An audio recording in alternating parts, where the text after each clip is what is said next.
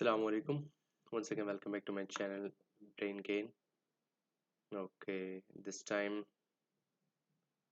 हम एक lecture cover करने जा रहे हैं रिलेटेड टू CST ट्यूटोरियल कि आपको उस पे ब्लॉग किस तरह का बनाना है, डायग्राम किस तरह की बनानी है। बेसिकली एक एक्सपेरिमेंट था जो हमने परफॉर्म किया।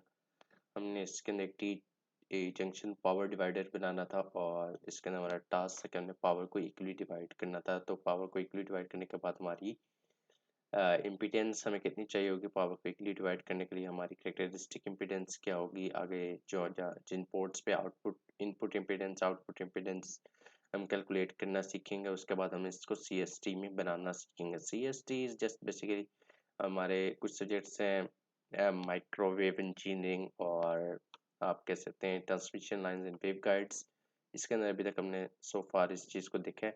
तो हम लोग मैं आपको ये एक फाइल दिखा देता हूँ। Let me little bit zoom in. तो इससे हम ऐसे ये फाइल आप देख सकते हैं। इसकी कितनी इम्पीडेंस होनी है, इनकी लेंथ्स क्या होनी है और इसको बनाना किस तरह है। फिर इसकी बैक साइड की अगर बात की जाए, इधर से हम रोटेशन को लेंगे। I will give you the whole tutorial and tell you. Ground है, बीच में सबस्ट्रेट है और सबस्ट्रेट के ऊपर हमारी टी जंक्शन डिवाइडर है, ठीक है। और ग्राउंड की हाइट कितनी है, फिर सबस्ट्रेट की हाइट कितनी है और 3D मॉडल है कि ये, और इसको कैसे बनाना है। फिर इसके अंदर डिस्क्रीट पोर्ट्स लगानी है और आपकी जो है यहाँ पर सिमुलेशन प्रॉपर्टीज है, फ्रिक्वेंसी आपने क्या रखना है, बैकग्राउंड प्रॉपर्टीज, आपकी बाउंड्रीज और फील्ड मोनीटर्स अगर आपने लगाने हैं, या आपने कोई लम्प्ड एलिमेंट के तौर पर रेजिस्टर या कैपेसिटर लगाना है या इंडक्टर लगाना है, और वेव गाइड पोर्ट्स भी लगाई जा सकती हैं। ये चीज़ें बेसिकली इस पर्पज़ में है। तो मैं ये पहले एक मॉडल बना चुका हूँ जिसका काम इक्वली पावर को डिवाइड करना था। फिर इनके रिजल्ट्स हैं 1D रिजल्ट्स में हमारे जो आज के हम देखेंगे उसका नाम एस पैरामीटर्स को देखेंगे। तो एस पैरामीटर्स के ग्राफ कुछ इस तरह मिलेंगे और हम मार्कर्स ये जो मैं लगाए हैं 3 लगा हुआ, ये 1 मार्कर है, इनको हम किस तरह से लगाएंगे ये आज के हम ट्यूटोरियल में चेकआउट करेंगे। तो और फिर हमने इन S11 का मतलब क्या है, S21 का मतलब क्या है, S31 का मतलब क्या है और हमें इनसे अपने ग्राफ के बारे में क्या नॉलेज मिलता है, हम इन चीज़ों को सो फार स्टडी करेंगे। तो मैं इसको आप लोगों को बहुत बेसिक इसके अंदर बता दूंगा। तो this is my sample lab report from institute space and technology where I am studying. तो इसके अंदर वही टास्क है आप लोगों के पास के a lossless T junction has a source impedance of 50 ohm. यानी कि अगर बात की जाए तो हमारे पास इम्पीडेंस सोर्स की जो होगी, यानी कि आप कह सकते हैं इनपुट इम्पीडेंस जो है हमारे पास 50 ओम है, ठीक है।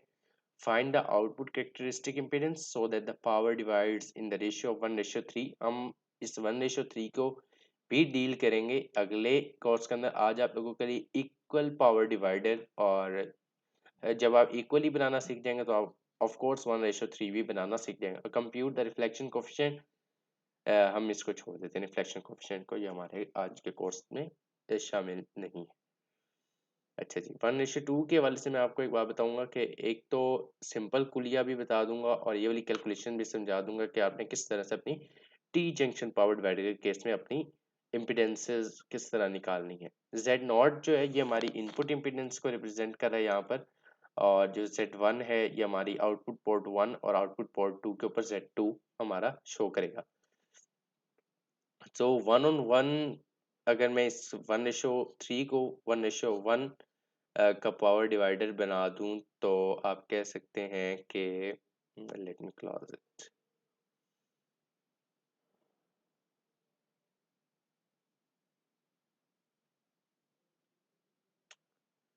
Okay, so I should close this as well. तो ये जो हमारे पास है इसके अंदर हम अगर मैं इधर जाऊँ इसके ऊपर, तो अभी वहाँ पे जो बात है वो 1:3 की है, पर मैं आप लोगों को आज 1:1 यानी कि इक्वली पावर डिवाइड करना सिखा रहा हूँ। अगर मैं इसकी टोटल बात करूँ तो ये 1/2 रेशियो 1/2 असल में पावर है, यानी कि अगर 1:3 का मतलब है तो वो है कि टोटल पावर 1/3 पार्ट एक तरफ, सॉरी 1/4 पार्ट एक तरफ, और जो आपकी 3/4 पार्ट है वो एक तरफ आपका पावर का जाएगा। ये चीज़ हमने आज देखनी। एक सिंपल पुलिया है ये, अगर आपने हाफ पावर डिवाइड करें, हाफ ऑफ पी इन करें, तो आपकी जो Z1 होगी, P1 जो है वो हाफ ऑफ पी इनपुट है, यानी कि आउटपुट पोर्ट 1 के ऊपर जो आपने पावर रिसीव करना चाहते हैं, अगर वो आप चाहते हैं कि half of the input power हो, तो उसकी इनपुट इम्पिडेंस Z1 जो है P1 की, जो इनपुट नहीं आप कहेंगे, जो बेसिकली इम्पिडेंस होगी Z1 आउटपुट पोर्ट की, वो होगी आपकी 2 ऑफ द Z0, यानी कि आप इसका रेसिप्रोकल ले लेंगे। ठीक है, इसी तरह अगर Z2 पे भी इधर हाफ पावर आ गई है तो बाकी भी हाफ पावर रह जाएगी, तो Z2 पे भी हाफ पावर जाएगी और वो भी 2 ऑफ Z0 जाएगी। अगर मैं बात करता यहाँ पे 1:3 की, बेसिकली हम 1:1 को, यानी कि 1/2 को इम्प्लीमेंट करेंगे, पर अगर आपके केस के में ये आ जाता तो हम इसको 1/4:3/4, यानी कि, और हमारा Z1 जो होता वो 4 इंटू Z0 हो जाता, और जो हमारा Z2 होता वो हमारे पास 4/3 इंटू Z0 हो जाता। ठीक है, तो ये चीज़ है। अच्छा, फिर अब हमने बॉक्स किस तरह बनाना है, आपके पास स्पेसिफिकेशन जब आप शुरू में सीखेंगे तो आपके पास डिज़ाइन पर्पज़ में पहले तो आपके पास होगी, क्योंकि सीखने के लिए ट्यूटोरियल्स हैं ये। उसके बाद जो आप काम करेंगे वो आपको खुद करना पड़ेगा बेसिकली। तो ये वही बात है कि उसने कहा कि P1 should be half of the, ये इनपुट पावर है। ठीक है, ये यहाँ पे 1/3 ऑफ पी इन, ठीक है, और ये 2/3 ऑफ पी इन।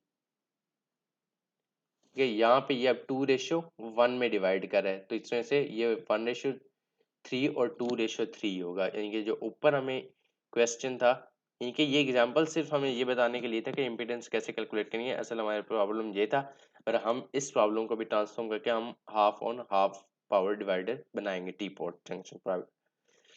अच्छा, अभी हम क्योंकि सिमुलेशन कर रहे हैं, फॉर सिमुलेशन वो कहता है कि 8 centimetre bye 8 centimetre FR board आप यूज़ करें। तो जिनके पास पहले, सबसे पहले CST है और उनके पास काम पहले वो नहीं कर चुके हुए, तो ऐसे है कि हम फाइल में जाएंगे and we will go for new and recent में।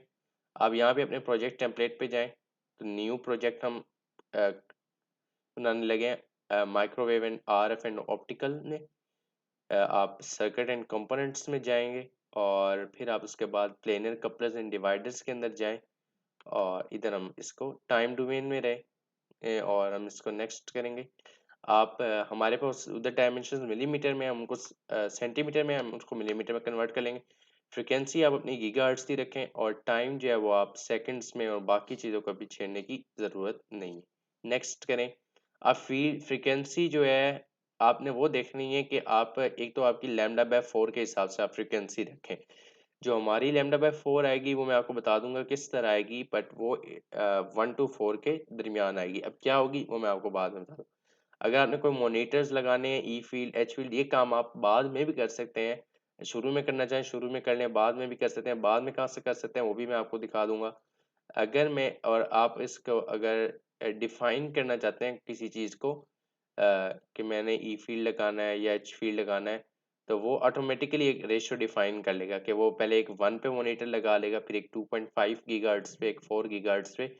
आप इस रेशियो को चेंज भी कर सकते हैं, नो डाउट प्रॉब्लम। ठीक है, अच्छा, अभी बाद में कैसे लगाना है वो मैं आपको बता दूंगा। नेक्स्ट करें, नेक्स्ट करें। ये आपके पास एक न्यू खुल जाएगा जिसके ऊपर हम अपनी सिमुलेशन करेंगे। सही, तो अच्छा, अब बाकी चीज़ें, ये यूनिट्स वाले एरिया है, इसके अंदर आप अपने यूनिट्स चेंज कर सकते हैं। ये जो होते हैं, अगर आपने पहले के सेंटीमीटर है तो उसको मिलीमीटर में जाना है, फ्रीक्वेंसी के यूनिट्स।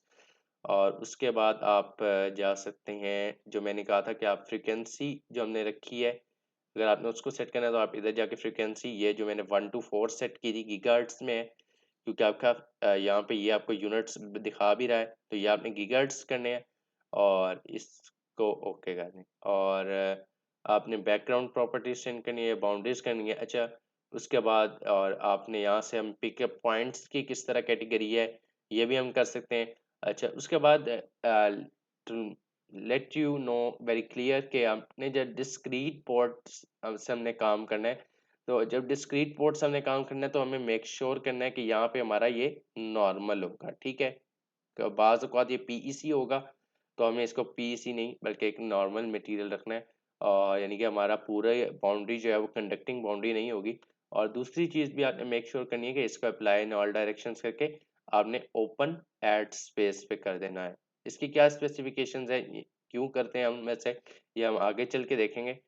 और इसके बाद आप अगर आपने फील्ड मॉनिटर्स जो मैंने ई फील्ड एच फील्ड है वो भी आप यहाँ पे अपनी फ्रीक्वेंसी लिख के यहाँ पे आप जस्ट 2.51 टाइप करेंगे तो योर कंप्यूटर और your software can easily understand कि ये जो है गीगाहर्ट्ज में वैल्यू आप दे रहे हैं। ओके, तो इसके बाद अब हम अपनी फाइल की तरफ दोबारा चलते हैं और देखते हैं कि for simulation, use 8 centimeter FR board for which E can be taken as 4.7, पर जो हम E लेंगे FR बोर्ड का वो 4.3 होगा, और 4.3 और 4.7 का क्या फ़र्क है बेसिकली वो भी मैं आपको बता दूंगा। तो पहले मैं 8 सेंटीमीटर का मतलब क्या होगा, it should be 8 centimetre should be like 80 millimetre, ठीक है।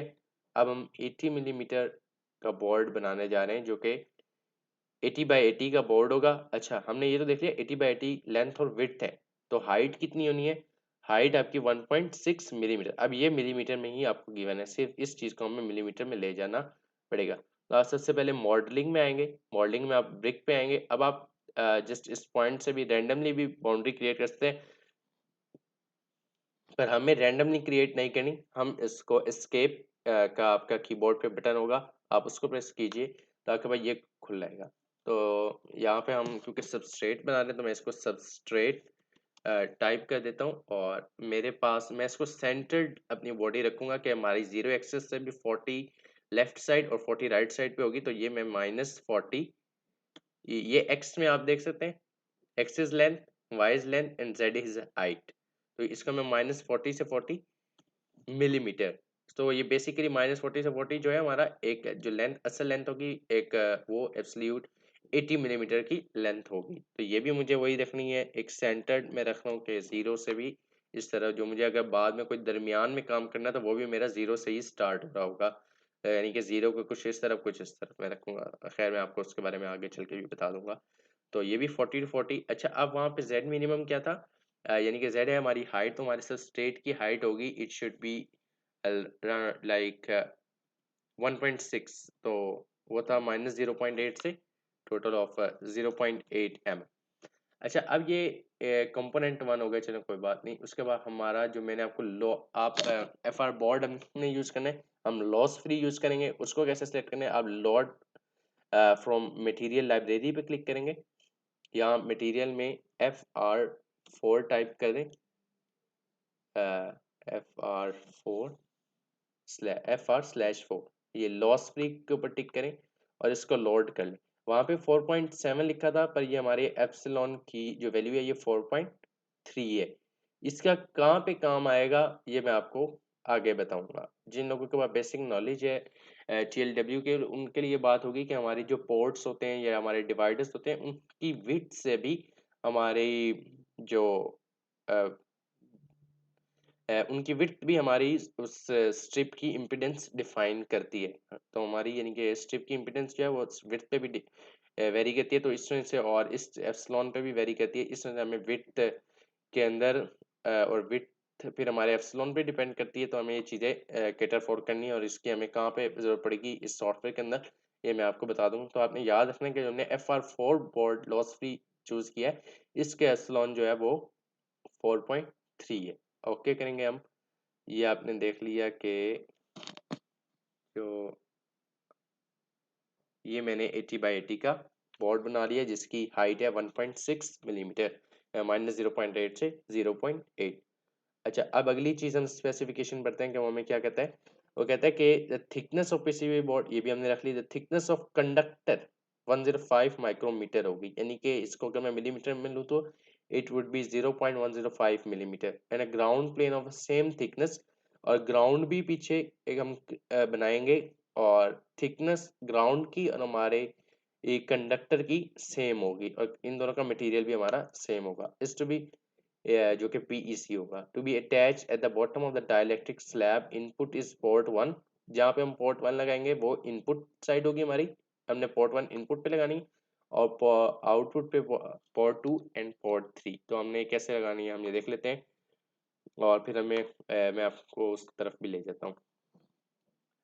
अच्छा, ये जो मेरे पास इसमें टी डिवाइडर बनाने का, अगर इसमें इसकी कोई पिक बनी हो तो मैं उसकी हेल्प से, चलें इधर नहीं बनी हुई, तो आपने ये जो लेंथ लेनी है, ये मैं आपको बता देता हूँ आप कितनी ले लें। अगर मैं इसके 3D मॉडल में आऊँ जो मैंने पहले बनाया है, तो ये आप लैम्डा बाय 4 का हिसाब रखेंगे। तो लैम्डा बाय 4 की जो फ्रिक्वेंसी निकलेगी वो हमारी सेंट्रल इंटरेस्ट फ्रिक्वेंसी होगी, उसके ऊपर अपने मेनली अपने बिहेवियर को करेंगे। आप इन दोनों को 30 और 30 की स्ट्रिप्स रख लें, और इसको जो है आप 50 की कर लें। तो अगर मैं इधर आऊं और थोड़ी देर के लिए अपने बोर्ड के ऊपर, और मैं आपको एक चीज़ बताऊं, नेक्स्ट पेज पे जाते हैं। तो मैंने अब कहा कि आप वो जो है एक जो बड़ी स्ट्रिप है उसको 50 मिलीमीटर रख लें, और जो दूसरी हैं दो उनको 30 मिलीमीटर और 30 मिलीमीटर के हिसाब से करें। और अगर अब मैं लैम्डा बाय 4 को 50 मिलीमीटर कंसीडर करूं, तो ये मेरा लैम्डा हो जाएगा 200 मिलीमीटर, और इस हिसाब से मेरी फ्रीक्वेंसी जो निकलेगी वो round about I think so it would B 1.5 gigahertz. So this is my central interest frequency. अब जो मैंने रेंज रखी है, जो मेरे पास ग्राफ आएगा वो 1 to 4 गीगाहर्ट्ज का आएगा, तो वहाँ पे मुझे बेसिकली 1.5 गीगाहर्ट्ज पे भी मिल जाएगा। तो हम वहाँ पे देख लेंगे। तो इस तरह से मैंने 1 to 4 रेंज रखी, क्योंकि और इस रेंज के अंदर मेरी जो असल फ्रिक्वेंसी है, सेंट्रल इंटरेस्ट फ्रिक्वेंसी जो है 1.5 गीगाहर्ट्ज, वो भी वहाँ आ रही है। और तब मैंने आपको बता दिया कि अब हम जो टी स्ट्रिप बनानी है हम उसके अंदर यहाँ पे हम बना रहे थे, ये मैंने बना लिया। अब चले हम सबसे पहले जाते हैं ग्राउंड की तरफ, हम दोबारा एस्केप प्रेस करेंगे। हम ये जो ब्रिक है इसके ऊपर हमने किया था, मैं एक बार दोबारा करके दिखा देता हूँ आपको। मॉडलिंग में आप जाएंगे ब्रिक के ऊपर, एस्केप प्रेस करेंगे, आपके पास इस तरह का डायलॉग बॉक्स ओपन हो जाएगा। आप इसके ऊपर अब कर सकते हैं कि हम ग्राउंड बनाने जा रहे हैं। अब ग्राउंड जो है वो बैक साइड पे है, ठीक है। तो ग्राउंड भी 80 बाई 80 का होगा, ठीक है। बाकी उसकी हाइट क्या है वो हम देख लेते हैं। तो that would also be minus 40 to 40, and y minimum to y maximum it would also be minus 40 to 40, and z minimum जो है इसको मैं रख लेता हूँ। अच्छा, z मिनिमम जो है वो मेरा मैक्सिमम कहाँ पे जाएगा, जो मैंने जहाँ से मेरा सबस्ट्रेट शुरू हो रहा है, तो सबस्ट्रेट की 1.6 तक की थी, यानी कि वो -0.8 से शुरू हो रहा था। तो अब इस चीज़ को मैं -0.8 और माइनस यानी कि थोड़ा सा पीछे रह जाना चाहूँगा। तो वो कितना होगा हमारा, -0.105 मिलीमीटर, 0.105 माइक्रोमीटर था, जिसका मतलब 0.105 मिलीमीटर हमारी हमारे ग्राउंड की थिकनेस है। ये वो थिकनेस मैंने ऐड ऑन कर दी। यहाँ पे मेरा सबस्ट्रेट यहाँ से शुरू हो रहा था -0.8 से, तो उसके पीछे मैंने -0.105 कर दिया, तो इतनी थिकनेस क्रिएट हो जाएगी। अब इसका मटेरियल पीईसी होगा। एक दफ़ा मैं आपको करके दिखा देता हूँ कि ये जो मेरा मटेरियल अभी आप देख रहे हैं, ये सिर्फ FR4 बोर्ड है, एक जैसा ही कलर है पूरा। अब जब मैं इसको प्रीव्यू अप्लाई कर दिया मैंने, अब मैं जब इसको घुमाऊंगा तो आप देख सकते हैं कि बेसिकली इसको मैं फर्स्ट ऑफ ऑल ओके कर लेता हूँ। तो ये जो अब ओके मैंने किया, अब आप देख सकते हैं आगे हमारे पास FR4 बोर्ड है, और बैक पे हमारे पास पीसी मटेरियल लग चुका है पूरे बोर्ड के ऊपर, जो कि हमारा ग्राउंड है। अब हमें बतानी है वो मेटल स्ट्रिप। तो मैं अगर इसकी पिक लूं और इसको लेट्स उसमें एक थोड़ा सा इसका आप लोगों को एक अच्छा व्यू देने के लिए मैं इसकी स्क्रीनशॉट मैंने लिया, और मैं इसको एक जगह ओपन करके आप लोगों के साथ शेयर करता हूँ। एक मिनट दीजिएगा। screenshots and this is my I would like it to open edit with photos कर लेते हैं। अगर इसके अंदर हमें ऑप्शंस मिल जाते हैं अच्छे वाले, मार्कर्स मिल जाएं अगर मुझे इसके अंदर, I think there is no marker, अगर हो भी सही तो अभी मुझे नहीं पता, या इसको मैं एडिट विद पेंट 3D में ओपन कर लेता हूँ। तो इसको हम थोड़ा सा बड़ा कर लेते हैं, where your file is opening, इसको हम थोड़ा सा जूम इन भी कर लेते हैं।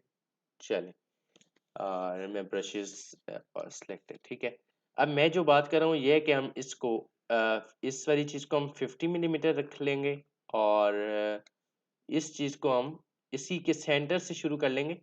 30 मिलीमीटर ये वाली हो जाएगी और 30 मिलीमीटर ये हो जाएगी। अब हमें इसकी इम्पीडेंस गिवन है Z0। अब इसकी इम्पीडेंस हम डिफाइन कैसे करेंगे, और इसकी इम्पीडेंस Z1, वो मैंने आपको बताया कि इनकी इम्पीडेंस इनकी थिकनेस पे वेरी करती है, और इसकी इम्पीडेंस Z2, ठीक है। ये यहाँ पे मैं डिस्क्रीट पोर्ट्स लगाऊंगा जो कि डायरेक्टली ग्राउंड से कनेक्टेड होंगी, इधर से भी ऐसे ही हो जाएगा। और अब इनकी थिकनेसेस इनकी विड्थ से अब मुझे ये पता लगाना है इस सॉफ्टवेयर के अंदर कि इनकी मैं कितनी विड्थ रखूं कि वो ये Z1, अगर हमने 2 इंटू Z0 बात की थी और Z2 भी हम हाफ पावर डिवाइड करना चाह रहे हैं, और Z0 हमें अगर 50 ओम है तो मैंने Z0 इसकी कितनी विड्थ रखूंगा कि ये मुझे 50 ओम देगी इम्पीडेंस, और ये मुझे कितनी पे 100 ओम इम्पीडेंस देगी, विड्थ क्या होगी, इसकी विड्थ क्या होगी W1, इसकी विड्थ क्या होगी W0, और इसकी विड्थ क्या होगी W2। तो ये चीज़ें मुझे कैसे करनी है, और ये मैंने आपको कहा कि ये इनकी मैंने वो कितनी रखनी है 30 mm, और इनकी मैंने रखनी है 50 mm, इसकी हाइट हम रख लेंगे। और इससे मैंने सेंटर इंटरेस्ट ऑफ फ्रिक्वेंसी निकाली थी जो कि 1.5 गीगाहर्ट्ज थी, ठीक है। तो अब इसके अंदर मैं ऐसे करूँगा, आई विल गो आउट। अब सबसे पहले मैं स्ट्रिप्स बनाऊंगा, और इन स्ट्रिप्स की भी सबस्ट्रेट से जो हाइट होगी वो 0.105 mm होगी। तो इसके बाद हम अपने CST की तरफ आते हैं दोबारा। अब मैं दोबारा एक ब्रिक बनाने जा रहा हूँ, ठीक है। तो और मैं एस्केप प्रेस कर दूंगा, और यहाँ पे हम इसको मैं TP1 लिखूंगा, यानी कि टी पॉट बनाने के सिलसिले की तरफ पहली ब्रिक जो मैं बनाने जा रहा हूँ ये वो है। तो अब मैंने आपको बताया कि मैं अभी मुझे नहीं पता कि मैंने अगर लेंथ मुझे पता है तो लेंथ किस में 50 है, तो ये कहाँ से स्टार्ट हो रहा है। अब मैं इस तरफ अपने दोबारा उस फाइल की तरफ जाता हूँ जो मैंने पेंट में खोली है। अब ये मुझे पता है कि ये यहाँ से मेरा, मैंने आपको बताया था कि ये मेरा -40 से 40 तक का बोर्ड है, ठीक है। तो अब मैं इसको मुझे जाना है, इसको कितना ऊपर लेके जाना है 50 mm लेके जाना है। तो it will start in y axis, मेरी ये लेंथ है, तो मैं इसको -40 इसका मिनिमम पॉइंट रखूंगा, और मैक्सिमम पॉइंट में रखूंगा -40, और +50 इसमें ऐड हो जाएगा। इट इज अंडरस्टूड SCST में, क्योंकि हमने यूनिट्स mm यूज कर रहे हैं, तो इट इज अंडरस्टूड कि वो 50 mm ऊपर जाएगा। तो ये यानी कि बेसिकली जाएगा -40 से -40 + 50 10 mm तक। तो इसकी मैं वहां जाके अब कर देता हूँ कि मुझे जो टी पॉट बनाना है वो y के अंदर -40 से 10 mm तक की जो एक्सिस है उसके अंदर जाएगा। अब जो मेरा x मिनिमम है, ये मैंने आपको कहा था कि ये विड्थ मुझे कहाँ से पता चलेगी, मैं इधर दोबारा पेंट में जा रहा हूँ। ये वाली विड्थ जो मुझे मैंने जिसे W0 का, ये मुझे कहाँ पता लगेगी, कहाँ से पता लगेगी। अभी इसको मैं रैंडमली सिलेक्ट कर लेता हूँ। Let's suppose it is like 3 कर लेते हैं, ठीक है। तो 3 का आधा क्या होगा, 3 का आधा 1.5। तो ये अच्छा, अब भी इसका एक और चीज भी मैं आपको वहीं बता देता हूँ, चलें, कि अब ये जो स्टार्ट हो रही है ये वाला भी इधर -40 से +40 तक का ग्राफ है, यहाँ से यहाँ तक, और ये हमारा सेंट्रल पॉइंट है 0 पे, ठीक है, जो हमारे एक्सिस है। तो अब ये मैंने अगर मेरी इसकी मैंने वेट 3 रखनी है, अगर इट शुड बी 3 mm, तो मैं 0 से आधी इधर रखूंगा, यानी कि -1.5 से 1.5 तक। So I will go to CST file. तो x के अंदर अभी मैं सपोज कर रहा हूँ कि ये मेरा 3 mm है, तो मैं -1.5 से 1.5, अभी ये सपोज्ड वैल्यू है। अब असल वैल्यू कैसे निकालनी है कि हमें 50 इम्पीडेंस मिल जाए, वो हम देख लेते हैं। अब मैंने अपने सबस्ट्रेट को जहाँ पे एंड किया था, अब हम उसके आगे काम करेंगे। तो सबस्ट्रेट मैंने एंड किया था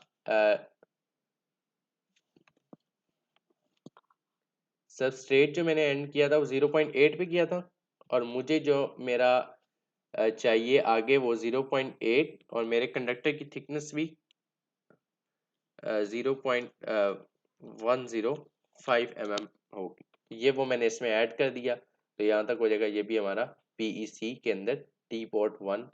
अगर मैं इसे प्रीव्यू करूँ तो आप देख रहे हैं ये इस तरह से बन रहा है। अब इसकी विड्थ कितनी होनी चाहिए थी, ये अब हम डिसाइड करने जा रहे हैं। ठीक है, ये इस तरह से बन गई।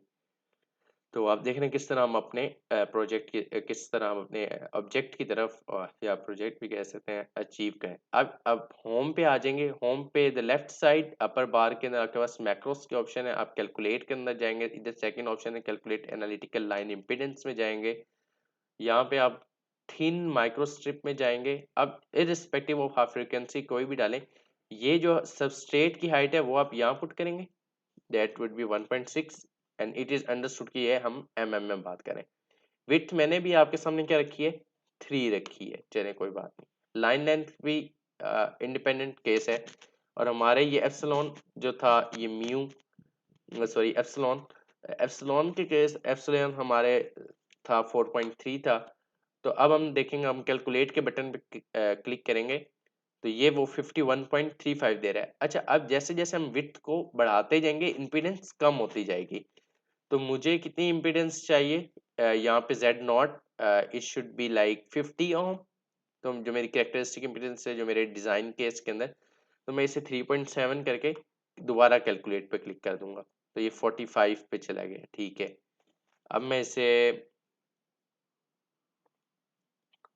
3.17 करके देख लेता हूँ, क्योंकि ये तो ज़्यादा कम हो गया।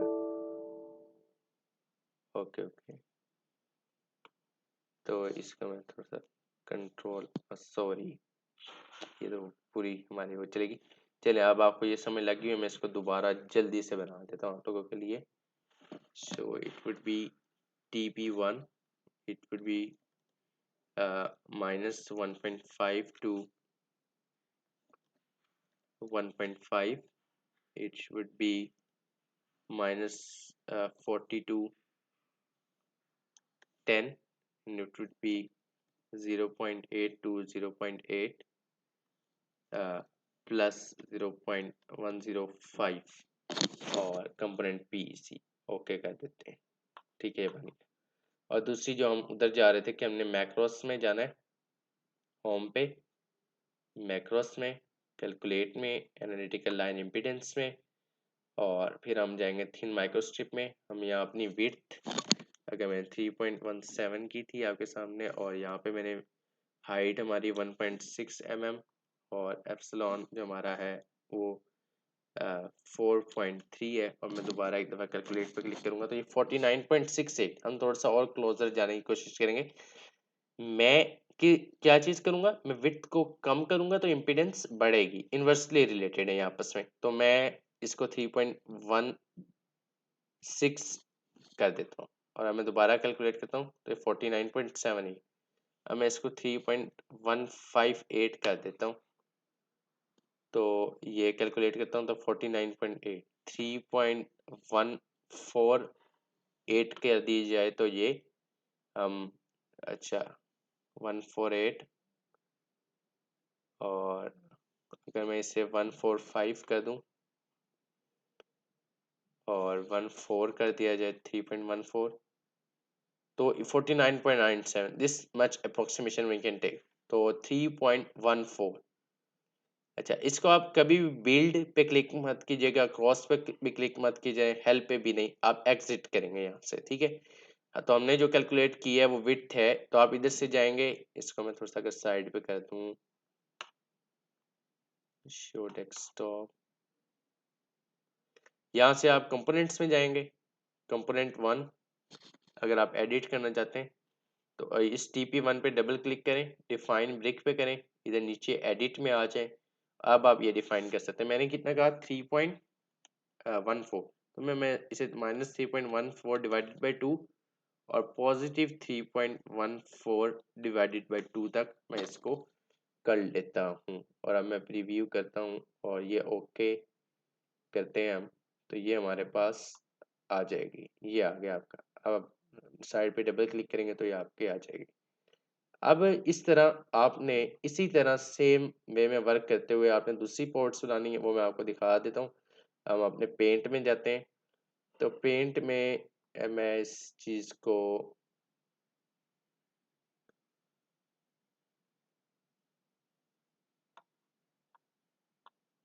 थोड़ा सा अगर मैं अपने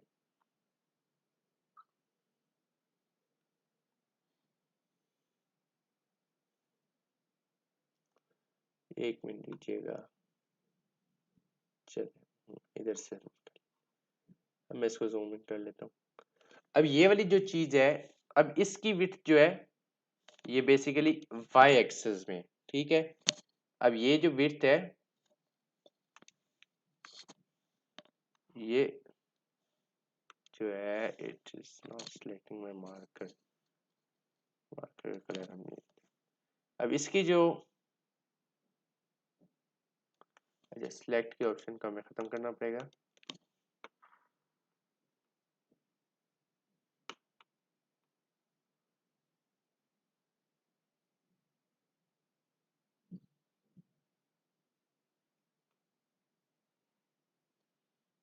एक मिनट दीजिएगा, अंडो अंडो अंडो,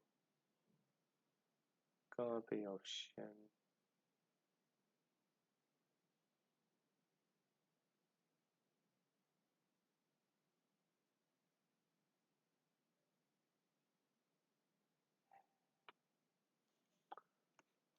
अच्छा अब ये जो है ये इधर भी +40 तक है और ये इधर यहाँ पे भी +40 तक है। अब ये वाली जो विड्थ है ये y के साथ है, तो और इसकी जो लेंथ है वो x के अंदर डिफाइन है। तो अब ये जो यहाँ से है ये भी एक 0 to, ये 0 पे ही होगा मिड, ये 0 से 30 और ये 0 to -30 होगा, क्योंकि हमें इसकी लेंथ 30 mm रखनी है और विड्थ हमें कितनी रखनी है ये हम डिसाइड करेंगे, और हाइट भी आपको पता है।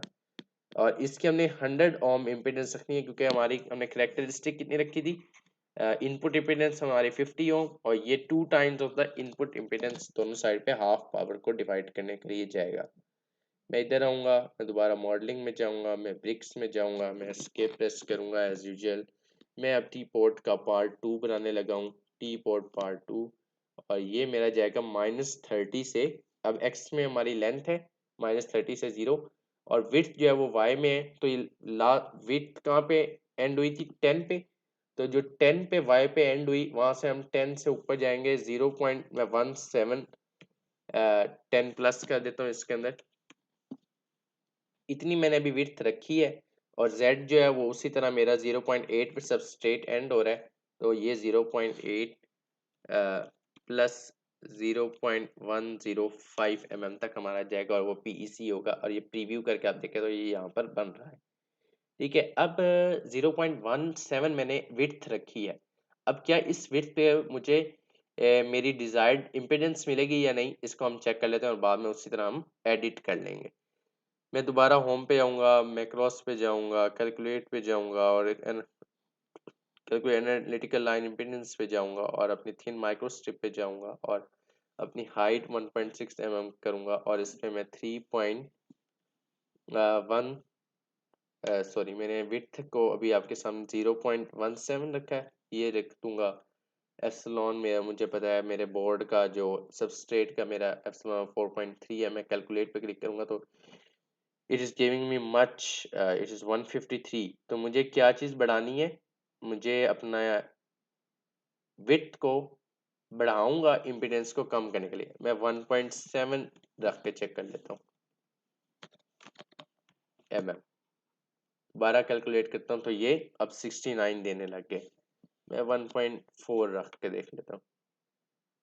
मुझे अब कम करनी है ताकि इम्पीडेंस बढ़े, तो इस 76 पे चलेगा। मैं 1.17 करके देख लेता हूँ 82 पे। मैं 1.1 पे करके देख लेता हूँ 84। मैं 1.1 पे करके देख लेता हूँ सिर्फ। अभी भी मुझे विड्थ कम करनी है। मैं 0.9 करके देख लेता हूँ। मैं 0.8 करके देख लेता हूँ। अब दोबारा 0.78 करके देख लेते हैं 97। 0.77, 0.72, 0.72 विड्थ चल जाएगी, ठीक है। तो हम 0.72 विड्थ कर लेते हैं और इस दफ़ा width we will do exit 0.72 के साथ, ठीक है। T port 2 define brick edit 0.72 width होगी हमारी। ओके कर दें जी, इसे क्लोज करें। ये आपका अब इसी तरह की सेम चीज़ मुझे उधर चाहिए। मैं दोबारा मॉडलिंग में जाऊंगा, ब्रिक में जाऊंगा और एस्केप प्रेस करूंगा। इस दफ़ा हम टी पोर्ट का पार्ट 3 बना रहे हैं, ठीक है। इसको टी पोर्ट पार्ट 3 करेंगे। एक्स मिनिमम हमारा 0। अब इस दफ़ा हम -30 से 0 पे आए थे, अब हम 0 से 30 की तरफ जाएंगे। वाई मिनिमम हमारा उसी तरह 10 प्लस 0.72 और z हमारा 0.8 से 0.8 प्लस 0.105 पे जाएंगे और पी सी कंपोनेंट उसी तरह। अब आप ये देखें, ये हमारा टी पोर्ट बन गया, ठीक है। अब हमने जो मैंने आपको कुछ यानी कि बताया, अब हम लगाएंगे ये मेरी। अब मैंने ये आपको बता दिया कि मैंने इसकी इम्पीडेंस कैसे 100 ओम की विड्थ पे डिपेंडेंट थी, एप्सिलॉन जो था उसके ऊपर डिपेंडेंट थी। वो सारी चीज़ें हमने देख ली। हमारे बोर्ड का एप्सिलॉन यूज़ होता है इस विड्थ को कैलकुलेट करने के लिए, और इसकी भी इसको 50 ओम कैसे रखना है वो चीज़ हमने देख ली, और इनकी ज्योमेट्री को मैंने किस तरह डिफाइन किया। अब हम लगाएंगे टी पोर्ट लगाने जा रहे हैं, ठीक है। तो हमने पोर्ट 1 का लगानी है इनपुट पे। इनपुट ये वाली साइड है और ये आपकी आउटपुट पोर्ट 2 है और ये आउटपुट पोर्ट 3 है। तो इसको मैं अब थोड़ा सा जूम इन करूंगा, फिर मैं इस पॉइंट पे जाऊंगा नीचे, इससे मैं इसको थोड़ा सा ऊपर उठाऊंगा और फिर दोबारा मैं जूम इन करूंगा, इसको दोबारा मैं ऊपर उठाऊंगा और अब मैं इसको थोड़ा सा रोटेट करूंगा और रोटेट करने के बाद दोबारा मैं इसको जूम इन करूंगा, क्योंकि मुझे चाहिए इसका ये लास्ट पार्ट मैंने सेलेक्ट करना है। मैं पिक्स में जाऊंगा और पिक्स में पिक्स पॉइंट और एजेस लाइंस मुझे चाहिए। मैं ये वाली लाइन पे डबल क्लिक करने के बाद मैं W प्रेस करूंगा तो यहाँ पे मेरा एक नया कोऑर्डिनेट एक्सेस क्रिएट हो जाएगा। अब मैं इस नए कोऑर्डिनेट एक्सेस के बाद मैं अब मुझे ग्राउंड से इसको कनेक्ट करना है। तो ग्राउंड मेरा किधर है, नीचे की तरफ है। 1.6 मिलीमीटर नीचे मेरा ग्राउंड शुरू होता है और V डायरेक्शन में हमने यानी कि पोर्ट को लगाना है, क्योंकि U इस साइड पे है, W आपके और तरफ है, जो हाइट है वो इस दफ़ा V के अंदर है इस एक्सिस के मुताबिक। XYZ पे अब हम काम नहीं करें। इसके बाद मैं सिमुलेशन में जाऊंगा, मैं डिस्क्रीट पोर्ट पे जाऊंगा। अभी ये यहाँ पे एक डायलॉग बॉक्स ओपन हो गया। अब मुझे मैच्ड इम्पीडेंस पे ही डिस्क्रीट पोर्ट लगानी है, क्योंकि मेरी इस स्ट्रिप की इम्पीडेंस 50 ओम है, तो मुझे मेक श्योर करना है कि यहाँ पे भी मेरी इम्पीडेंस 50 ओम हो और मुझे V1 के अंदर मुझे वो वैल्यू डालनी है। तो ये V ऊपर है, अगर ये V का एरो डाउनवर्ड होता तो मैं सिंपल 1.6 लिख देता और वो मेरी ग्राउंड के साथ कनेक्ट हो। अब क्योंकि मुझे -1.6 लिखना पड़ेगा क्योंकि V का एरो अपवर्ड है, तो हमें अपवर्ड नहीं जाना, हमें डाउनवर्ड जाना है। और मैं अप्लाई करूंगा और ये देखें आप, ये वाली डिस्क्रीट पोर्ट लग चुकी है, ये पोर्ट 1 है। इसको मैं ओके कर देता हूँ। ये हमारी पहली पोर्ट लगी। अब मैं दोबारा इसको थोड़ा सा जूम आउट करता हूँ और अपनी इस चीज़ को रोटेट थोड़ा सा अपने दूसरी तरफ जाता हूँ। अब इसका दोबारा मैं जूम इन करूँगा। अपनी जिस पार्ट को अपने जूम इन करना है उसको स्क्रीन के सेंटर में साथ साथ लेते जाए। थोड़ा सा और जूम इन करें। अब दोबारा मैं इसको पिक्स में जाऊँगा, पिक्स पॉइंट एजेस में जाऊँगा, इसको डबल क्लिक करूँगा, यहाँ पे W दोबारा एक नया कोऑर्डिनेट एक्सेस बनाऊँगा, फिर डिस्क्रीट पोर्ट में जाऊँगा। अब मुझे इस पोर्ट पे चाहिए 100 ओम, तो मैं मेक श्योर करूँगा कि यहाँ पे जो इम्पीडेंस है वो 100 ओम आए। और इसके बाद दोबारा ये V जो है अपर डायरेक्शन में है और मुझे तो डिस्क्रीट पोर्ट मेरा ग्राउंड नीचे है, तो मैं -1.6 that is the thickness of the substrate. Thickness of substrate की जब वो कर लेगा फौरन हमारा ग्राउंड शुरू हो जाएगा, तो ये ग्राउंड से कनेक्टेड हो जाएगी। इसको भी मैं ओके कर लूँगा और ये मेरी डिस्क्रीट पोर्ट 2 भी लगी। अब दोबारा मैं थोड़ा सा जूम आउट करूँगा, तो और अब मैं अपने सेंटर में इसको लेके आऊँगा। मैं इसको दोबारा जूम इन करूँगा और मैं इसको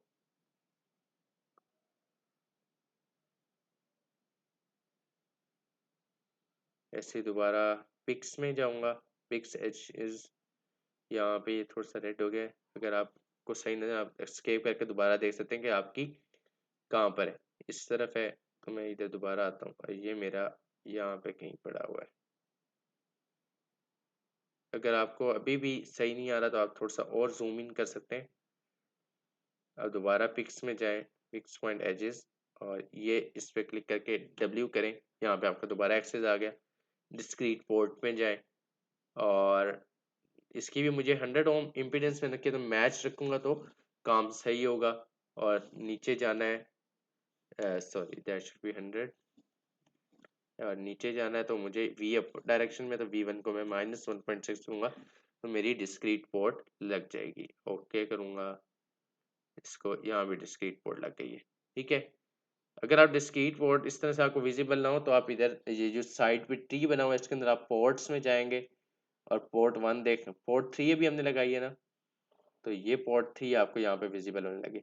अच्छा, हमने एक काम कर दिया है कि हमने पोर्ट 2 की जगह, मैंने इसको पोर्ट 2 का नाम दिया था, तो मुझे यहाँ पे पोर्ट 2 लगानी चाहिए थी, सेकंड नंबर की पोर्ट। अब मैं क्या कर सकता हूँ, मैं पोर्ट 3 पे जाके इसको मैं डिफाइन पोर्ट में जाके इसका नंबर अब मैं चेंज नहीं कर सकता। सही, तो मैं इसको क्रॉस करता हूँ, मैं देखता हूँ कि शायद इसका नंबर चेंज होता है। मैं इसका राइट क्लिक किया और रीनेम में जाके इसका पोर्ट नंबर मैं 4 कर देता हूँ थोड़ी देर के लिए। अब मैं जो पोर्ट 2 में लगाई है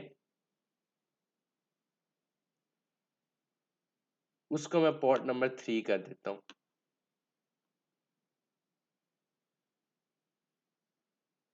ओके, अब जो मैं पोर्ट 4 लगाई है यहाँ पर, इसको मैंने पोर्ट 2 करा था, मैं इसे रीनेम करके इसे मैं पोर्ट 2 कर देता हूँ। ओके, अब मैं पोर्ट 2 पे जाऊँगा तो ये मेरा आ गया, और अब इसके मैं डिफाइन पोर्ट पे एडिट करूँ तो यह मुझे पोर्ट नंबर 2 ही बताएगा। चले, ठीक हो गया जी। अब सेकंड साइड पे पोर्ट 2 ही है और थर्ड साइड पे पोर्ट 3 ही है। मैं इस चीज़ को ऐसे कर देता हूँ।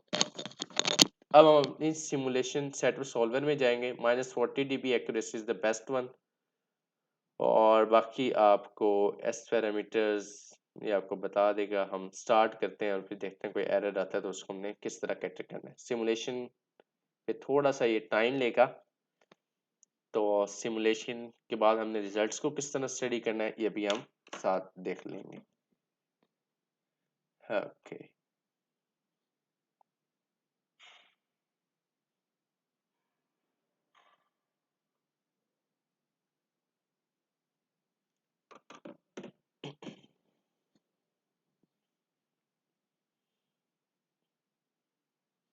Transit analysis 1 of 3 is being processed।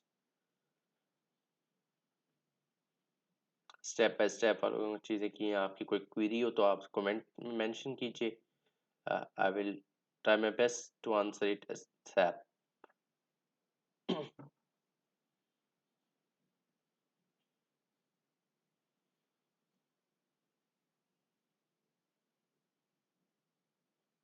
No, 2 process शुरू हो गए। मैं इस प्रोसेस की बात कर रहा हूँ, ये ट्रांजिएंट एनालिसिस 2 of 3।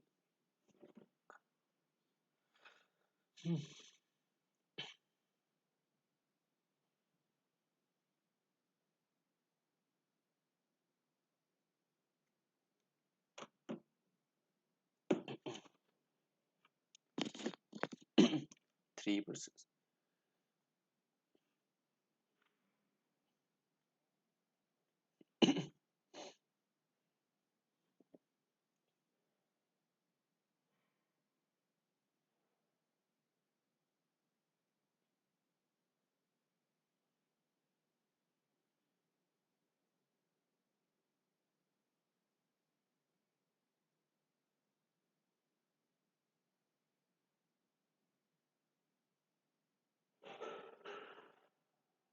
चलिए, सिमुलेशन डन हो चुकी है। अब इसी ट्री में आप डाउन आ जाएं, अपने 1D रिजल्ट्स में आ जाएं, एस पैरामीटर्स में आ जाएं और इस पर क्लिक करें एस पैरामीटर्स पे। ये आपको एस पैरामीटर्स मिलेंगे। अब हमारा एक चीज़ तो हम देखेंगे कि S11 का मतलब क्या है, S21 का मतलब क्या है, S31 का मतलब क्या है। ये चीज़ें, ये तीन आपको समझ आएगी तो बाकी एस पैरामीटर्स भी आपको समझ आ जाएंगे। बेसिकली S11 शो करता है कि जो आपकी है, मैं इसको थोड़ा सा, इसको मुझे साइड पे करना पड़ेगा आप लोगों को समझाने के लिए।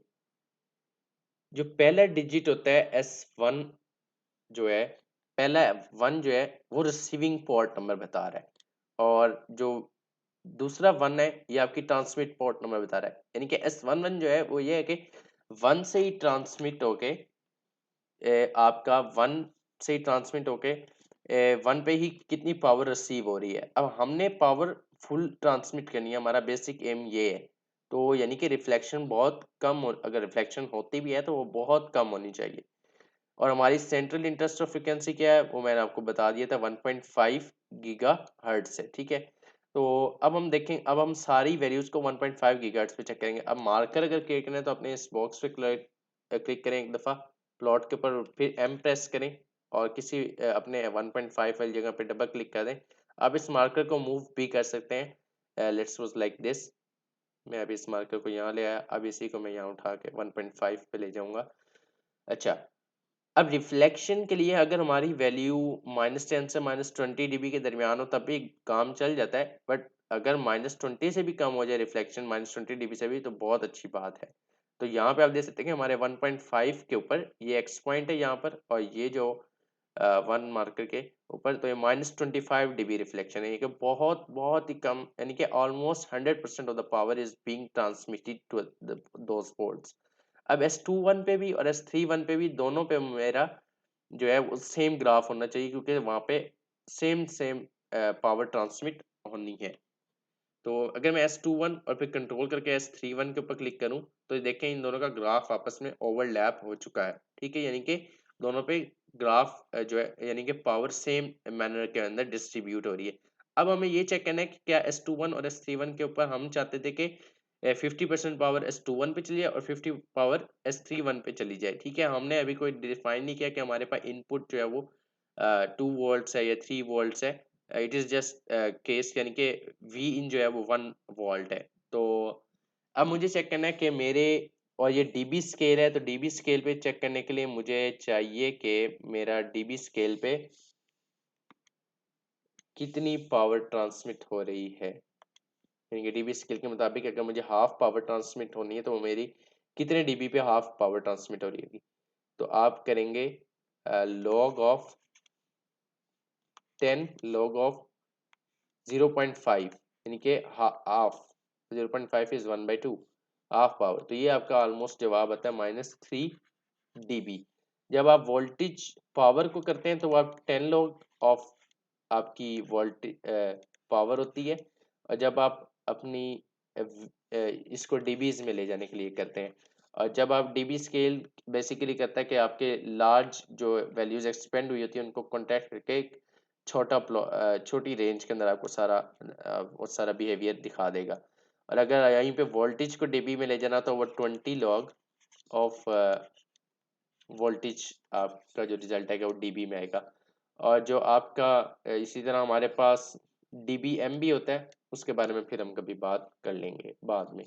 ये बेसिकली डीबीएम का फार्मूला नहीं है, ठीक है।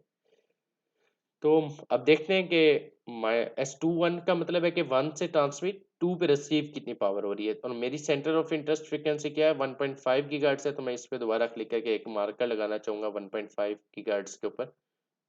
तो ये 1.5 के ऊपर मुझे -3 इनके ऑलमोस्ट -3 डीबी रिजल्ट दे रहा है, जिसका मतलब है कि मेरी S21 यानी कि 1 से जो पावर ट्रांसमिट हो रही है और जो 2 पे रिसीव हो रही है वो almost half of the input power है। अब इसी तरह मैं इस ग्राफ पे क्लिक करके एम प्रेस करूंगा और फिर 1.5 वाली जगह पे डबल क्लिक करूंगा अपने ग्राफ के ऊपर। तो ये मुझे यहाँ पे भी S31 में बता रहा है कि जो 1 से ट्रांसमिट हो रही है वो 3 पे रिसीव हो रहा है, वो भी ऑलमोस्ट -3 dB है। यानी कि -3 dB का मतलब है कि हाफ पावर ट्रांसमिट हो रही है। तो ये 3 एस पैरामीटर्स हमने देखे हैं। इसके बारे में फिर भी आपको कोई कन्फ्यूजन हो तो आप मुझे कॉन्टेक्ट कर सकते हैं, कमेंट में अपनी क्वेरी लिख सकते हैं। और मैंने आपको बताया कि 3D मॉडलिंग किस तरह करनी है और आपने डिस्क्रीट पोर्ट किस तरह लगाना है, डिस्क्रीट पोर्ट में आपने इम्पीडेंस कैसे रखनी है, इम्पीडेंस को कैलकुलेट कैसे करना है, और फिर उसको विड्थ के मुताबिक इम्पीडेंस रखनी कैसे है, अपना फ्रीक्वेंसी बैंड किस तरह लगाना है, अपने यूनिट्स अपने किस तरह देखने हैं, डिस्क्रीट पोर्ट पोर्ट लगाते वक्त आपकी कैरेक्टरिस्टिक्स क्या होनी चाहिए आपकी बाउंड्री की। तो ये सारी चीज़ें मैं आपको दिखा चुका हूँ। उसके बाद सिमुलेशन कैसे करनी है ये भी हम देख चुके हैं। और इसके बाद रिजल्ट्स को हम स्टडी कर चुके हैं। तो आज तक के लिए इतना ही। Thank you for watching. May God bless you. अल्लाह हाफिज़।